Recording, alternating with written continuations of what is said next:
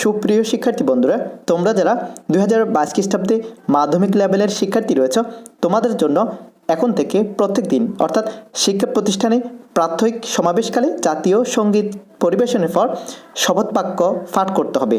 আর এই শপথ বাক্য পাঠ তোমাদেরকে অবশ্যই করতে হবে, তা তোমাদের জন্য মাধ্যমিক ও উচ্চশিক্ষা বিভাগ আবশ্যকীয় করে দিয়েছে। বন্ধুরা, এখানে লক্ষ্য করে বলা হয়েছে, উপযুক্ত বিষয়ের পরিপ্রেক্ষিতে সরকার মাধ্যমিক পর্যায়ের ইংরেজি মাধ্যম বা বিদেশি কারিকুলামে পরিচালিত শিক্ষা প্রতিষ্ঠান সহ সকল সরকারি বেসরকারি শিক্ষা প্রতিষ্ঠানে প্রাত্যহিক সমাবেশকালে নিম্নরূপ শপথ বাক্য পাঠ সিদ্ধান্ত গ্রহণ করেছে। বন্ধুরা, নিচে দেখো কিভাবে তোমাদের শপথ বাক্য পাঠ করতে হবে।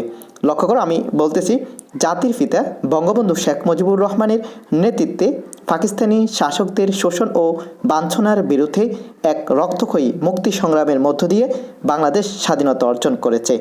বিশ্বের বুকে বাঙালি জাতি প্রতিষ্ঠা করেছে তার স্বতন্ত্র জাতিসত্তা। আমি দীপ্ত কণ্ঠে শপথ করছি যে শহীদদের রক্ত বৃথা যেতে দেব না। দেশকে ভালোবাসব, দেশের মানুষের সার্বিক কল্যাণে সর্বশক্তি নিয়োগ করব।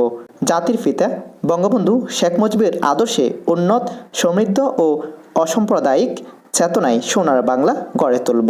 মহান সৃষ্টিকর্তা আমাকে শক্তি দিন। বন্ধুরা, নিচে দেখো বলা হয়েছে, এমত অবস্থায় ইংরেজি মাধ্যম বা বিদেশি কারিকুলামে পরিচালিত শিক্ষা প্রতিষ্ঠান সহ সকল সরকারি বেসরকারি শিক্ষা প্রতিষ্ঠানে প্রাত্যহিক সমাবেশকালে উক্তরূপ শপথ বাক্য পাঠের প্রয়োজনীয় ব্যবস্থা গ্রহণের জন্য নির্দেশক্রমে অনুরোধ করা হলো। অর্থাৎ বন্ধুরা, তোমরা যারা মাধ্যমিক লেভেলের শিক্ষার্থী রয়েছে 2022 খ্রিস্টাব্দে, তোমাদের এখন থেকে শিক্ষা প্রতিষ্ঠানের প্রাত্যহিক সমাবেশকালে জাতীয় সঙ্গীত পরিবেশনের পর তোমাদের এই শপথ বাক্য পাঠ করতে হবে। তার জন্য তোমরা অবশ্যই শপথ বাক্য শিখে নিতে হবে।